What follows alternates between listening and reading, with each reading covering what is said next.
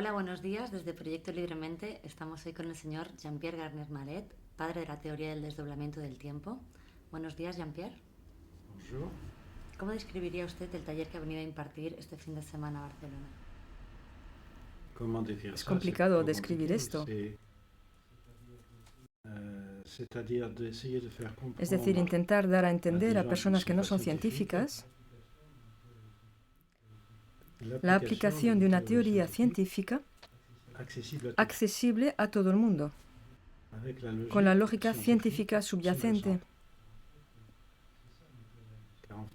Pues de hecho, este es el interés de estas formaciones.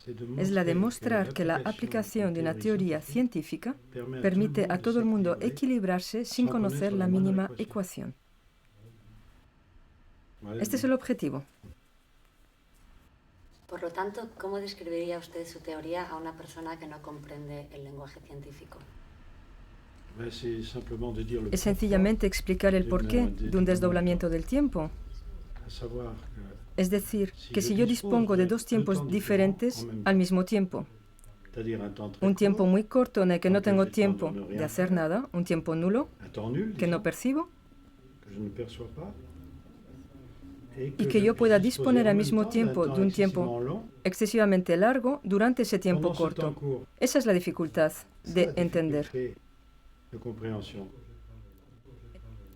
En el tiempo corto no tengo tiempo de hacer nada, y en el tiempo muy largo tengo tiempo de hacer muchas cosas.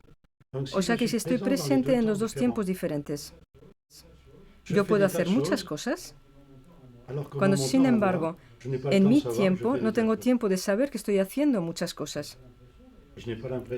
Y no tengo la sensación de hacer muchas cosas, porque ese tiempo para mí no existe. Y van a decir, pero ¿cómo es esto posible? Pensar que existe un tiempo que yo no percibo. Pero no percibiendo ese tiempo, tengo la sensación de que no existe.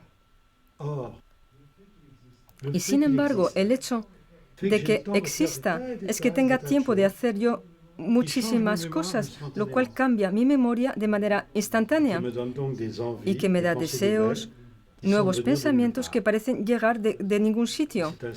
Y es de esta manera que una teoría científica permite, por fin, explicar el instinto, la intuición, explicar la anticipación, explicar las premoniciones, todo aquello que es muy misterioso. Se han hecho muchas cosas, se han inventado muchas cosas, y sin embargo es muy sencillo. Para vivir hay que anticipar todo aquello que va a ocurrir. Una partícula realiza lo mismo, y eso ya lo sabemos. Tomáis dos partículas desdobladas. Una de ellas hace muchísimas cosas cuando la otra no hace nada. Y aquella que hace muchísimas cosas cambia la memoria de aquella que no hace nada. Y hay un intercambio de información instantáneo entre las partículas que viven en dos tiempos diferentes. Y esas partículas que viven en dos tiempos diferentes van a ver cuáles son las experiencias más clásicas, que van a poder ver cuándo y cómo esas partículas actúan. El ejemplo más importante es el agujero negro, porque una partícula que llega al borde de un agujero negro se desdobla y una de ellas entra en un agujero y desaparece instantáneamente. Y la particularidad del agujero negro es que si alguien entra en un agujero negro y desaparece instantáneamente, si yo soy el observador de dentro del agujero negro, veo que aquel que entra le cuesta muchísimo entrar. O sea que de un lado entra instantáneamente, es desintegrado instantáneamente en el agujero, y por otro lado nos cuesta muchísimo tiempo lograrlo. Vemos pues perfectamente que hay dos tiempos diferentes. Y esa relatividad del tiempo, pues, ¿para qué sirve? La partícula que desaparece en el agujero negro se toma todo su tiempo para realizar muchísimas experiencias. Vive muchísimas cosas nuevas que enriquecen su memoria. Y la otra, que se mantiene al borde del agujero negro, conserva su memoria intacta.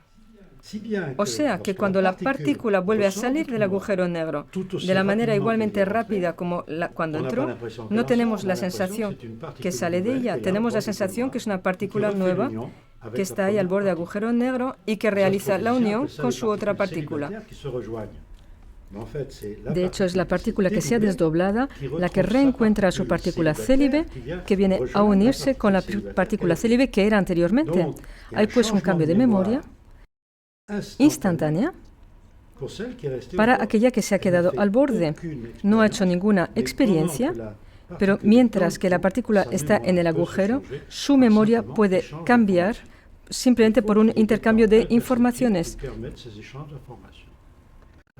Veis pues que este principio totalmente conocido científicamente, no vemos, no sabemos para qué sirve para nosotros. Esto es muy sorprendente. Sin embargo, las partículas hacen esto y nosotros que somos después de todo un saco de partículas no lo utilizamos esto. ¿Y por qué esto? ¿Por qué es así? ¿Por qué seríamos diferentes? Y es ahí donde tenemos que entender lo siguiente. Nos han dicho demasiadas veces que estamos nosotros al servicio de la ciencia. Es decir, que estamos descubriendo cosas, la ciencia es algo que intentamos entender. No, eso no es verdad. Nosotros somos la ciencia. Todo está a nuestro servicio. Absolutamente todas las leyes están a nuestro servicio y no al revés. Y nos han hecho creer que estamos nosotros al servicio de la ciencia. O sea que ahora hay que utilizar esto. ¿Y cómo lo vamos a utilizar? Evidentemente no a través de las ecuaciones. No estamos en la Tierra para hacer ecuaciones. Estamos en la Tierra para vivir bien. O sea que igual tenemos que encontrar el porqué. Igual es eso lo más importante. Y evidentemente, la teoría del desdoblamiento os permite entender por qué estáis en la Tierra. Sencillamente. Por eso hay que tener mucho cuidado con aquellos que hablan demasiado rápidamente de la teoría del desdoblamiento, diciendo que se trata de una técnica. Esto no es ninguna técnica, es un principio vital. Hacer una técnica de ello es minorizar todo esto y arrastrar a las personas a muy grandes errores. Hay que dar a entender a las personas que un principio vital no necesita de ninguna técnica. Y que todos aquellos que intentan encontrar una técnica se pierden en el camino. Hay que entender la lógica científica de un principio vital para poder utilizarla, para poder equilibrarnos. Eso es lo más importante. Pienso que he respondido a tu pregunta. De manera que podemos crear nuestra realidad a través de un futuro potencial ya vivido por nuestro doble. La noción del doble es otra cosa diferente.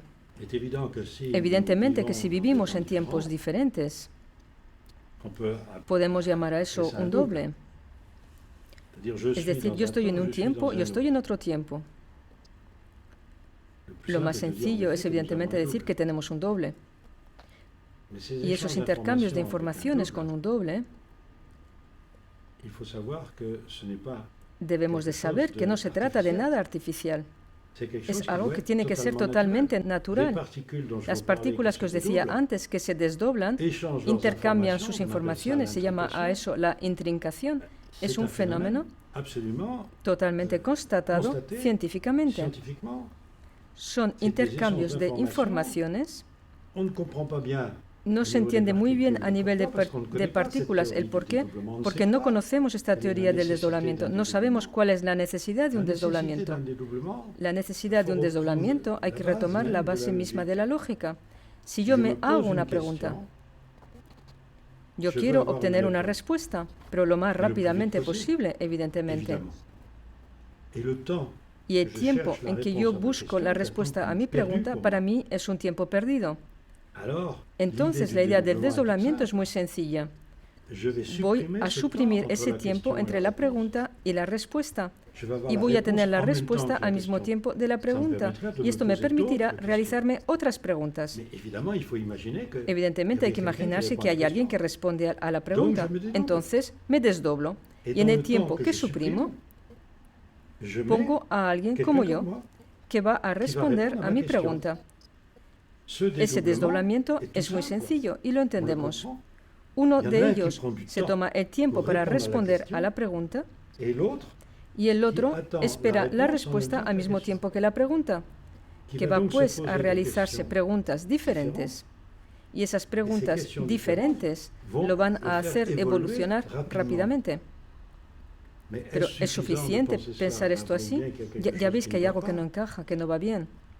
Y es que si lo hacemos de esta manera, podemos hacer esto indefinidamente.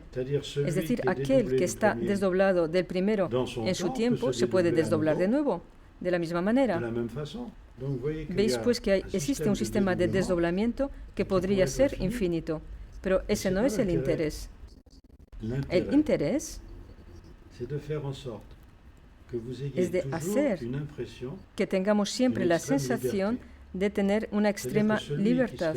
Es decir, que alguien que estuviera desdoblado de alguien no sepa que está desdoblado. Tiene la sensación de vivir solo, con ideas que fabrica solo. Cuando uno no conoce la ley, se funciona de esta manera.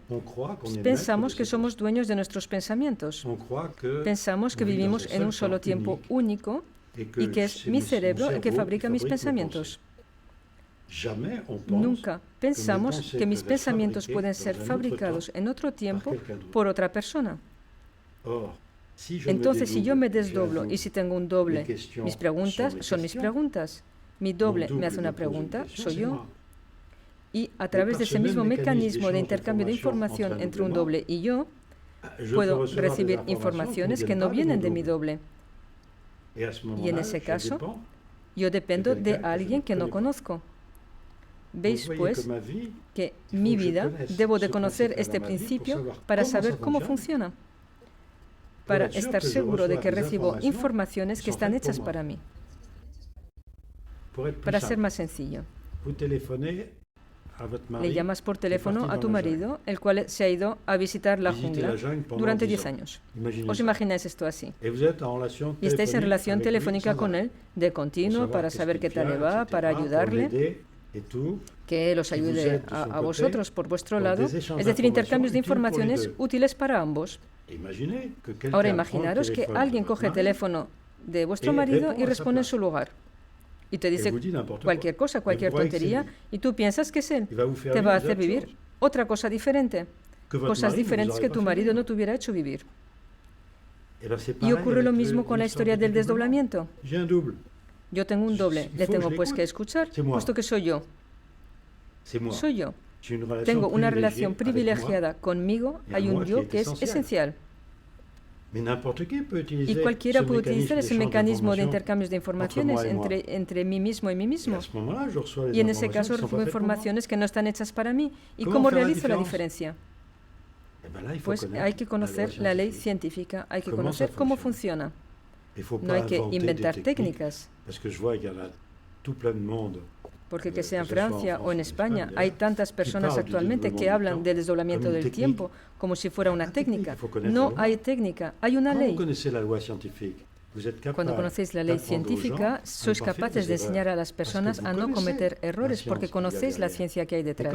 Pero cuando hay personas que ignoran todo de la ciencia y que hacen de ello una técnica, entran en temas esotéricos, en cosas que nos pueden conducir a errores y parasitan a las personas con cosas falsas. Y hay que tener mucho cuidado con eso.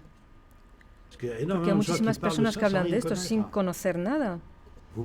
No podéis hablar de cosas científicas ignorando las bases científicas. Hay pues que tener mucho cuidado. Y es que esta ley vital puede ser utilizada contra nosotros mismos. Decías en tu pregunta que yo fabrico a través de mi pensamiento futuros potenciales. Pues sí, es verdad. En el instante en que pienso algo, doy una energía en otro mundo, en otro tiempo, en donde se fabrican las consecuencias de mis pensamientos. Extraigo la síntesis como respuesta. Lo que hace pues que mi pérdida de energía en cuanto a lo que he pedido, es decir, de mi pensamiento, corresponde a una ganancia de energía, es decir, de aquello que voy a recibir de ese potencial. Todo ello en un tiempo nulo. Es maravilloso. Y no lo sé. No lo sé que yo he hecho eso. Y por otro lado, a nivel científico, hay un equilibrio de energía que está relacionado con el principio de Heisenberg, un tiempo nulo, energía infinita. O sea que siempre me beneficio de una energía infinita en un tiempo nulo. tengo esa posibilidad. Lo único que ocurre es cómo hago para cambiar de percepción del tiempo. Y hay también una ley científica detrás que hay que conocer. Eso no se improvisa. Y ese es el objetivo, justamente, de lo que intento enseñar a las personas, ya no llenándole la cabeza de cosas científicas que no sirven para nada, sino que detrás de cada cosa dicha hay una teoría científica que no hay que desviar. Es decir, hace falta absolutamente quedarse en la lógica de esa teoría científica. Los griegos antiguamente conocían esto, lo he podido mostrar, que el alfabeto griego corresponde exactamente con la manera de contar por la aceleración de movimiento de desdoblamiento del 1 al 10, de 10 al 100, e incluso he encontrado 3 letras perdidas del alfabeto griego con el movimiento de desdoblamiento, porque necesitaba 27 puntos de pasos de las partículas que dibujaban las letras griegas, y solo hay 24 letras griegas, y he podido encontrar las 3 que faltaban. Descubrir esto de nuevo y de ver que el griego era pues la base de una pedagogía que tenía que ver con el desdoblamiento del tiempo y que las palabras estaban fabricadas en función del desdoblamiento del tiempo. Incluso reencontré la palabra onomaturge, es decir, fabricante de palabras. Es decir, que había una profesión, fabricante de palabras, en función de ese desdoblamiento. O sea que los griegos sabían algo, y es que la ley era la lógica, el logos. Todo aquello que era ilógico no entraba dentro de la ley. Si a alguien le parecía que algo era ilógico, para todos eso quedaba fuera de la ley, porque eso suprime todos los postulados, todos los dogmas. Si tengo un dogma o un postulado que a mí me parece ilógico, debo de considerar que se encuentra fuera de la ley. Esto va muy lejos. Y los griegos para esto habían inventado una escuela llamada Escuela de los Sofistas, es decir, que sofismo en griego es intentar mostraros que incluso aquello que es lógico puede ser ilógico. Y que si tenéis una conclusión ilógica a través de un razonamiento lógico, debéis de suprimir ese razonamiento. Está este famoso sofismo que todo el mundo conoce. Un caballo barato es raro. Todo aquello que es raro es caro. O sea que un caballo barato es caro. ¿Ves? Es totalmente ilógico. O sea que para destruir ese razonamiento es difícil, puesto que es perfectamente lógico. Vemos pues que a través de razonamientos lógicos podemos llegar a algo totalmente ilógico. Debo pues de rechazar el razonamiento porque la conclusión es ilógica. De la misma manera, si el razonamiento es ilógico y la conclusión es lógica, la debo rechazar. Y si yo considero que es lógica y tú consideras que es ilógica, lo debo rechazar también. Mi razonamiento no te habrá convencido. Es ilógico para ti, o sea que lo debe ser también para mí. Y debo de intentar entender por qué tu ilogismo no corresponde con mi lógica. Veis que todo esto, que era conocido mucho antes de Jesucristo, se ha olvidado totalmente. Hoy en día se imponen cosas ilógicas. Se han inventado muchos dogmas y postulados ilógicos. Y nos quieren decir que es lógico. Incluso nuestra sociedad actual vive en el ilogismo total. La crisis mundial de la cual se habla no es una crisis. Es solamente que no entendemos el por qué estamos en la Tierra. A partir del momento en que no sabemos por qué estamos en la Tierra, hacemos tonterías. Igual, pues, habría que entender el objetivo de nuestra vida en la Tierra. Y ya veremos que no habrá crisis si todo el mundo comprende el objetivo. Pero ese objetivo, las personas tienen ganas, tienen deseos de ir hacia ese objetivo, eso ya es otra cosa. Porque el hecho de que existan varios tiempos a la vez os impone una idea fundamental. Y es que el mundo en el cual vivo es un mundo en el que percibo muy bien, que conozco muy bien y que pienso que es único. Porque ignoro ese tema del desdoblamiento. Ignoro que, por ejemplo, en el universo, casi todo el universo es inobservable. No sé si lo sabéis. De hecho, del universo que vemos, aquello que vemos solo representa un 5% de aquello que existe. Los otros 95% no los vemos. Sabemos que existen porque hay relaciones de fuerza entre lo observable y lo inobservable. Se llama a eso la energía negra, materia oscura. Pero no sabemos dónde se encuentra. ¿Por qué? Porque justamente ese tiempo, el tiempo no hemos entendido lo que es. Pensamos que el tiempo nuestro es un tiempo continuo, totalmente justificado y probado, y no vemos que son tan solo una sucesión de instantes. La imaginaria médica nos lo muestra. Nuestro cerebro tan solo capta instantes. Y nosotros tenemos la sensación de un movimiento. De hecho, estamos como en una película, tantas imágenes por segundo, y hay agujeros. Hay imágenes subliminales que no percibimos.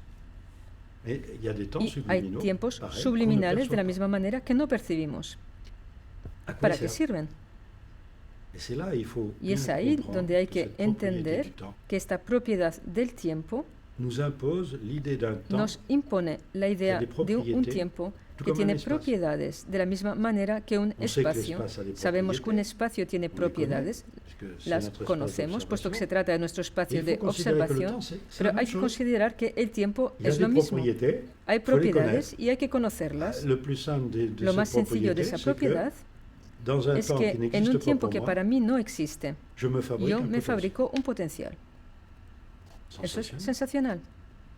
O sea que en el instante en el que pienso, yo sé que fabrico la consecuencia de mi pensamiento y que esa consecuencia puede ser vivida por cualquiera. Entonces esto debo de saberlo para poder vivir bien. Pienso haber respondido un poquito más o a varias preguntas a la vez. Correcto. Respecto a los pensamientos, señor Garnier, si sabemos que son estos los que determinan nuestra realidad, puesto que son portadores de masa, pero también sabemos que vivimos influenciados por el inconsciente colectivo o nuestra herencia biogenética, ¿tengo elección en lo que elijo pensar?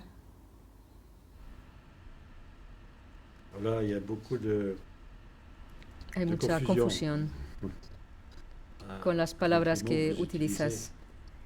El inconsciente colectivo, ¿qué significa? Eso es cuando ignoramos la ley. No hay inconsciente colectivo. Existen tiempos que no percibimos y que modifican nuestra memoria. Pero esos tiempos que no percibimos, tenemos acceso a ellos. El problema es saber cómo tenemos acceso a ellos. Las palabras subconsciente e inconsciente significa que no sabemos cómo funciona.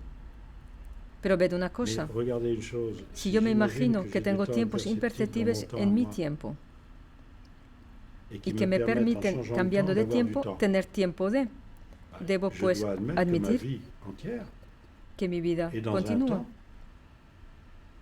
pero en un tiempo que no existe para otra realidad y que esa realidad tiene tiempos imperceptibles, lo mismo que yo, y en esos tiempos imperceptibles pueden recibir informaciones de mi tiempo. Veis que es un tema de como encaje de tiempos que hay que conocer bien para saber cómo funciona y no así inventar muchísimas cosas por el hecho de no conocer esta ley. De esa manera se inventan subconsciente, inconscientes, colectivos, personales, etc. La ley es sencilla. Si yo pienso en algo, fabrico la consecuencia de mi pensamiento. Esa consecuencia es una realidad potencial. Cualquiera en la Tierra puede captar ese potencial. ¿En qué sentido captar? Su memoria cambia. Y en función de lo que yo he fabricado, se pone a vivir la consecuencia de mi pensamiento. Y yo soy responsable de ello. Veis pues que la ley científica que está detrás y que fue enseñada durante siglos y siglos, que se ha quedado totalmente en el olvido, es que yo debo de pensar en hacer al prójimo lo que a mí me gustaría que el prójimo pensara en hacerme a mí. Eso es una ley. Y esto me permite, si todo el mundo hace lo mismo, me permite vivir bien. Pero nadie ya sabe que esto es una realidad científica. Se ha transformado esta ley sencilla, que, os repito, es perfectamente científica, en una ley tonta. No hagas al prójimo lo que no quisieras que él te hiciera a ti. Pero si haces algo a alguien, eso es ya, por un lado, que estáis actualizando un potencial que ya ha sido fabricado anteriormente. Y todo el mundo ve lo que haces. Que esté bien o mal, todo el mundo lo ve. Que luego te imiten o no te imiten. Pero se sabe que esto está bien o esto está mal. Pero eso no sirve para nada. Sin embargo, cuando pensáis en hacer algo, eso no se ve. Pero fabricáis el potencial correspondiente que está en la memoria de todo el mundo y que puede modificar la memoria de toda la humanidad. Un sencillo pensamiento puede modificar a la humanidad. ¿Te das cuenta que esto, sin embargo, hay que saberlo? Sobre todo, que nadie lo dice de manera clara y lógica. Hace falta la lógica. Este es el objetivo de las formaciones, que todo aquello que yo digo es lógico. Las personas que vienen, que han hecho toda clase de investigaciones, otros que no han hecho ninguna investigación, hace falta que cuando están ahí reunidos, todo aquello que oyen les parezca lógico. Y logro hacer esto. Usted habla del estado de benevolencia. ¿A qué se refiere? Sí, como he dicho antes, es que la ley científica en todo ello era pensar en hacer a los demás lo que me gustaría que los demás pensaran en hacerme a mí. Podemos decir que esto es benevolencia, es decir, yo controlo la benevolencia de mi pensamiento. ¿Por qué utilizar la palabra benevolencia? Porque las personas son llevados más que nada a hablar de amor, de afecto, de amistad. Eso no es una energía. Energía es el control del pensamiento. O sea que la palabra benevolencia va con ello. Hace falta saber algo. Esto lo veo en mis formaciones. Hay muchos psicólogos, psiquiatras que vienen para entender justamente ese inconsciente, ese subconsciente, de los cuales han delimitado bastante bien ciertas consecuencias. Es formidable avanzar con las personas que ya tienen ese conocimiento del espíritu y que ahora van a poner una ley estricta detrás, lo cual va a permitir un avance de la humanidad de manera sensacional. Porque evidentemente hay que trabajar con personas competentes que van mucho más lejos debido a su conocimiento primero. Ponen sencillamente algo lógico sobre algo que antes no era lógico. Tenían solamente una intuición sin saber ni el por qué ni el cómo.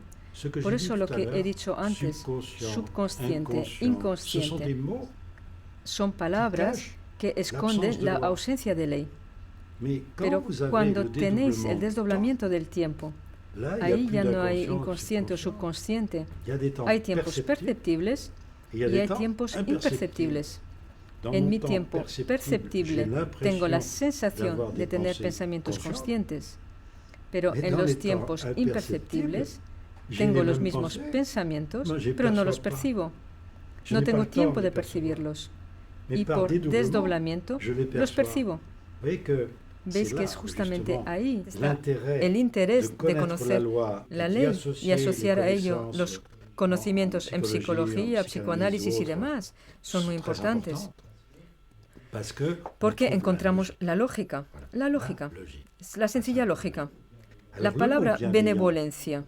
Todo el mundo entiende en español como en francés que intentar estar bien, vigilar el estar bien.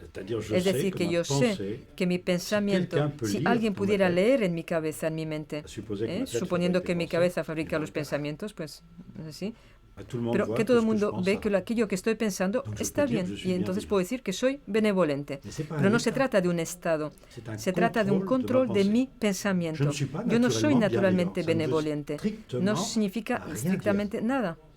Yo pienso en algo, en alguien, por ejemplo, en ti, y yo me digo, si ella leyera en mi pensamiento, ella vería que todo está bien, es decir, que estás contenta de mis pensamientos. Entonces, si yo me puedo decir, sí, ella está contenta de aquello que yo pienso, entonces sí soy benevolente. Es decir, que todo aquello que yo pienso fabrica en el futuro algo que puedes cosechar para vivir. Siembro algo en el futuro y tú lo cosechas. Hay que tener pues cuidado.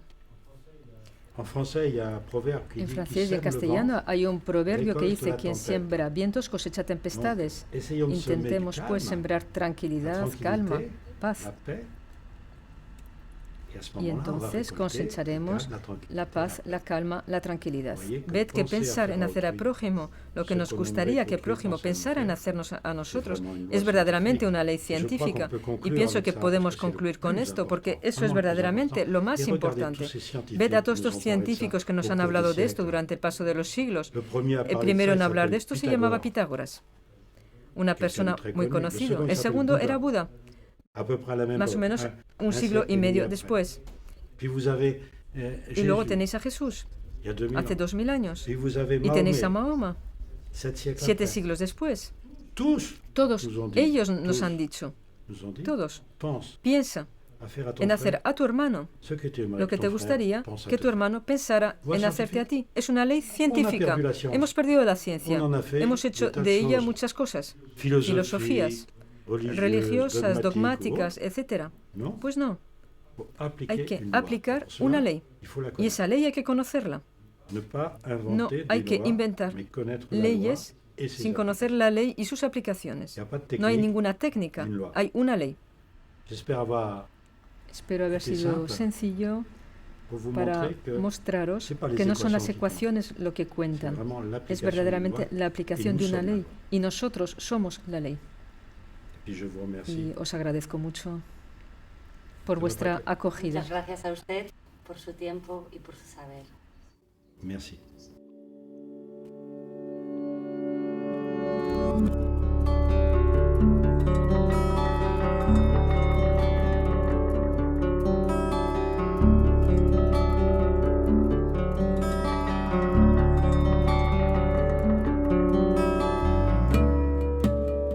Thank you.